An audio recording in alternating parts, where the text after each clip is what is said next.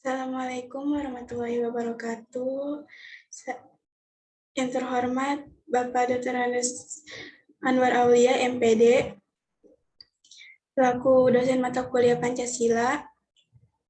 Saya Siti Nur Sabila dari Prodi Sarjana Terapan Keperawatan kelas A1 tingkat 1A Tangerang. Di sini saya akan menjelaskan Pancasila sebagai paradigma kehidupan bermasyarakat, berbangsa, dan bernegara. Apa sih pengertian dari paradigma? Paradigma ialah suatu asumsi-asumsi, dasar, dan teoritis yang umum sehingga merupakan suatu sumber hukum, metode, serta penerapan dalam ilmu pengetahuan sehingga sangat menentukan sifat, ciri-ciri, dan karakter ilmu pengetahuan itu sendiri. Menurut Thomas S. Kuhn dalam bukunya The Structure of Scientific Regulation, pada saat ini sila paradigma mempunyai arti sendiri, mempunyai arti sumber nilai, kerangka pikir, orientasi dasar, sumber asas, dan tujuan dari suatu perkembangan, perubahan, serta proses suatu bidang.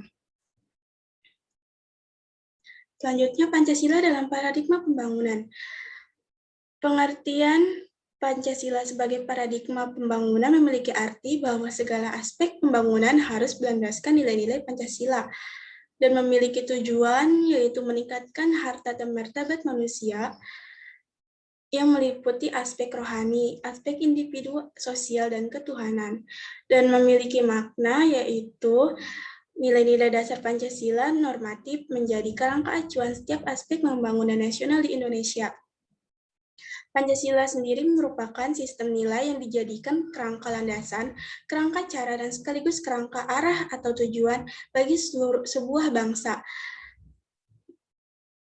Berdasarkan alinea keempat, pembukaan Undang-Undang Dasar 1945 yang disebut hakikat pembangunan ialah mencerdaskan kehidupan bangsa, menciptakan kesejahteraan umum, melindungi seluruh tumpah darah Indonesia, dan membantu melaksanakan ketertiban dunia dan perdamaian abadi.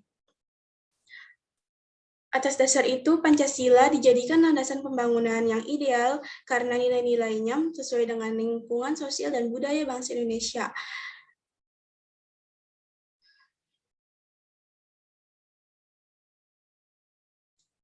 Pancasila pembangunan nasional memiliki arti bahwa segala aspek pembangunan nasional harus berlandaskan nilai-nilai Pancasila.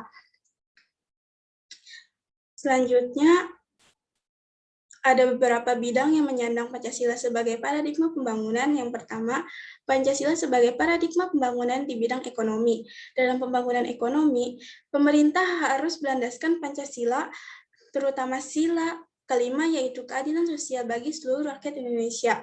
Dengan pijakan ekonomi kerakyatan, kebijakan ekonomi harus ditunjukkan sebesar-besarnya untuk kemakmuran rakyat. Selain itu, pembangunan ekonomi harus berdasarkan moralitas, kemanusiaan, dan ketuhanan. Yang kedua, Pancasila sebagai paradigma pembangunan ekonomi. Pembangunan bidang ekonomi ditunjukkan untuk membentuk pemerintah demokratis yang menjunjung kebebasan berpendapat serta melayani tuntunan rakyat secara adil, terbuka, jujur, dan akuntabel. Dalam hal ini, Pancasila memberikan dasar-dasar moralitas politik negara yang berdasarkan ketuhanan yang Maha Esa dan kemanusiaan yang adil dan beradab. Yang ketiga, Pancasila sebagai paradigma pembangunan hukum, yaitu melindungi segenap bangsa Indonesia dan seluruh tumpah darah Indonesia adalah salah satu tujuan dari Pancasila, tujuan dari negara Indonesia. Maka dari itu, untuk mewujudkannya diperlukan perlindungan hukum kepada seluruh warga tanpa diskriminasi. Dengan demikian, substansi hukum yang dikembangkan harus merupakan perwujudan sila-sila yang terkandung dalam Pancasila. Yang keempat yaitu Pancasila sebagai paradigma pembangunan sosial budaya. Pembangunan sosial budaya harus mampu meningkatkan harkat dan martabat manusia, yaitu menjadi manusia yang berbudaya dan beradab. Kemudian berdasarkan sila persatuan Indonesia, pembangunan sosial budaya dikembangkan atas dasar penghargaan terhadap budaya-budaya yang beragam di Nusantara. Selanjutnya, Pancasila sebagai paradigma pembangunan iptek. Pada hakikatnya, Pancasila sebagai paradigma pembangunan mengandung segala aspek pembangunan yang harus mencerminkan nilai-nilai Pancasila,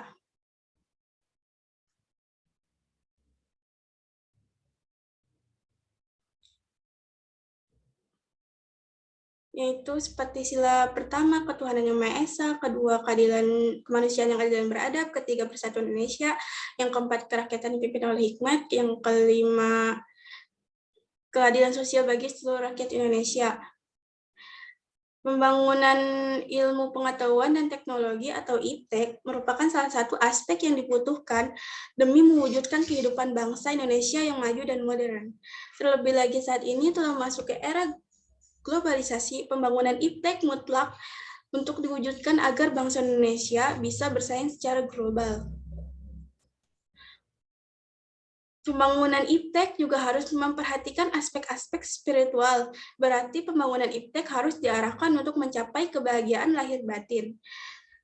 Menurut Heri Hardianto dan kawan-kawan, dalam bukunya yang berjudul Spiritualisme Pancasila tahun 2018 menjelaskan bahwa tujuan utama pengembangan IPTEK adalah demi mencapai kesejahteraan masyarakat Indonesia.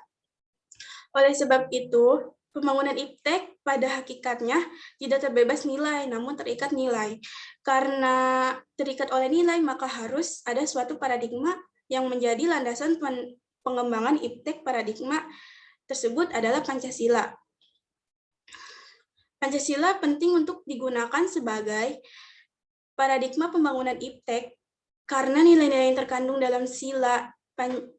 dalam setiap sila Pancasila mengandung hal-hal yang penting dalam pengembangan IPTEK dan menunjukkan sistem etika dalam pengembangan IPTEK.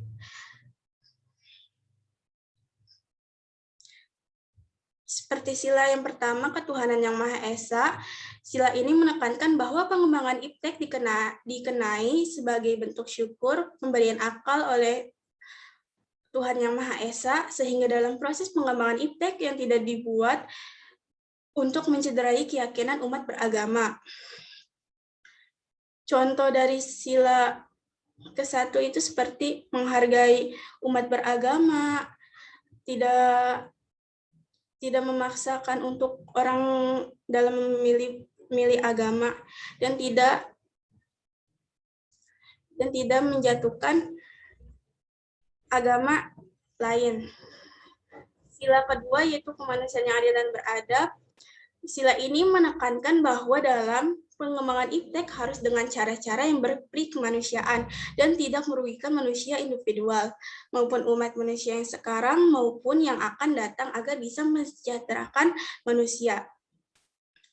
Jadi sebagai warga negara harus mempunyai peri kemanusiaan dan harus mempunyai adab sama semua umat manusia untuk mencapai kesejahteraan bangsa Indonesia. Yang selanjutnya, persatuan Indonesia. Sila ini mengingatkan agar pengembangan IPTEK ditunjukkan untuk seluruh tanah air dan bangsa secara merata. Selain itu, sila ini juga memberikan kesadaran bahwa rasa nasionalisme bangsa Indonesia dapat meningkat dengan adanya kemajuan IPTEK. Selanjutnya, keempat, sila kerakyatan yang dipimpin oleh hikmat, kebijaksanaan, dan permusyawaratan perwakilan. Sila ini menekankan agar membuka kesempatan yang sama bagi seluruh warga untuk dapat mengembangkan IPTEK dan merasakan hasilnya sesuai kemampuan dan keperluan masing-masing sehingga tidak terjadi monopoli IPTEK. Yang kelima, keadilan sosial bagi seluruh rakyat Indonesia. Sila ini menekankan bahwa dalam pengembangan IPTEK harus didasarkan pada keseimbangan dan keadilan kehidupan kemanusiaan. Selanjutnya, aktualisasi Pancasila dalam kehidupan. Aktualisasi dapat dibedakan menjadi dua, yaitu aktualisasi objektif dan aktualisasi subjektif.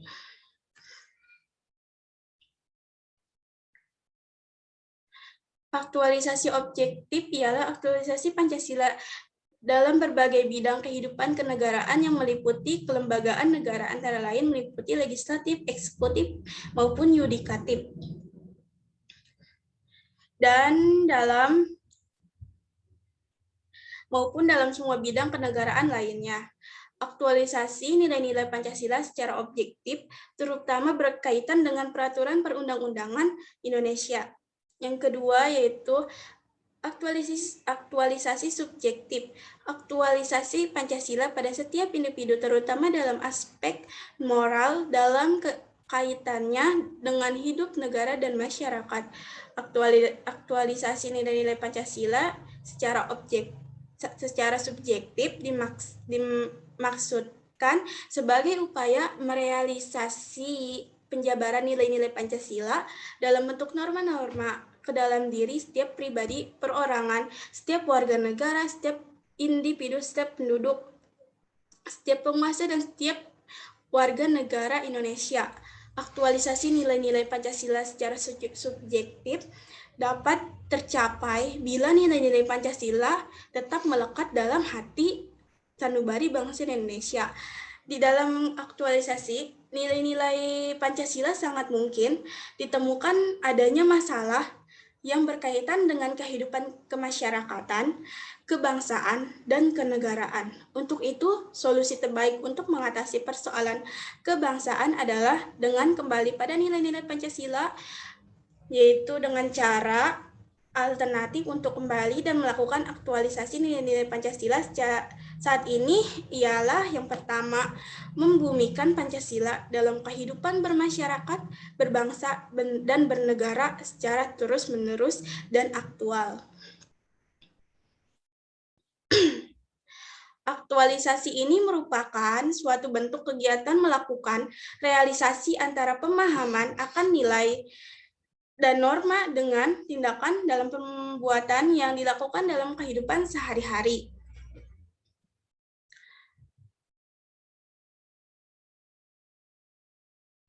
Sedangkan realisasi dikaitkan dengan tingkah laku semua warga negara dalam masyarakat, berbangsa dan bernegara, serta seluruh aspek penyelenggara negara.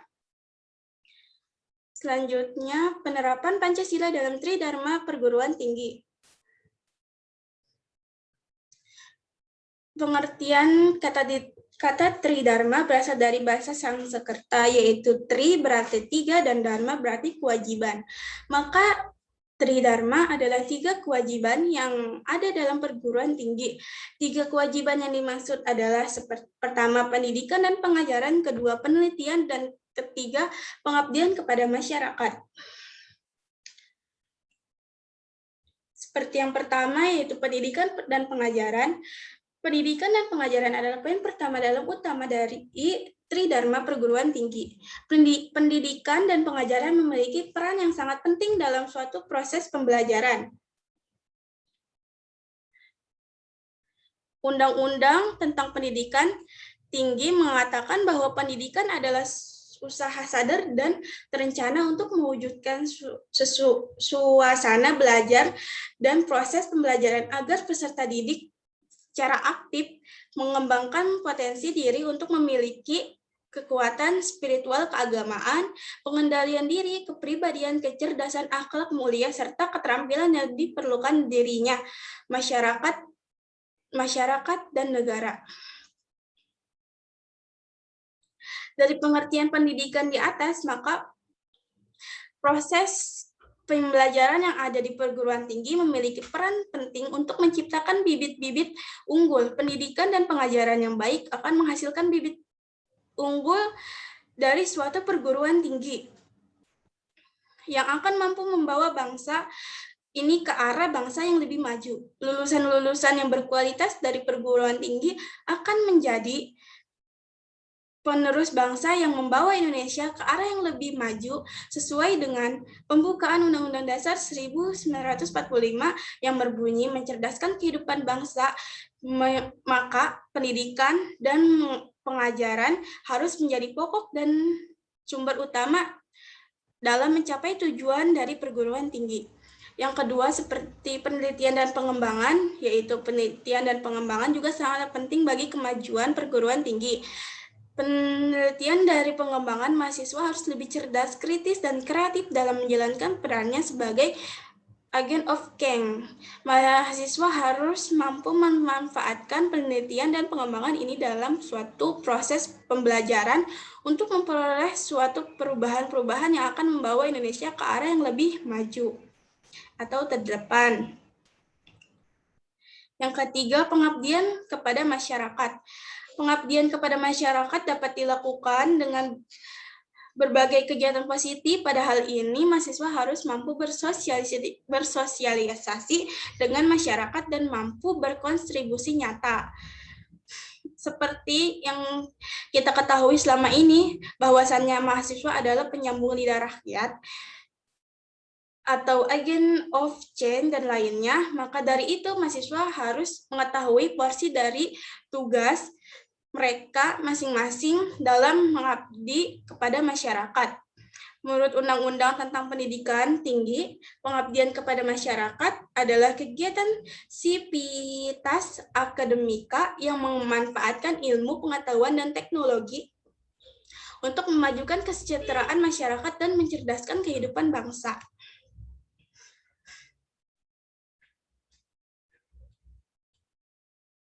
Terima kasih. Sekian presentasi yang saya jelaskan.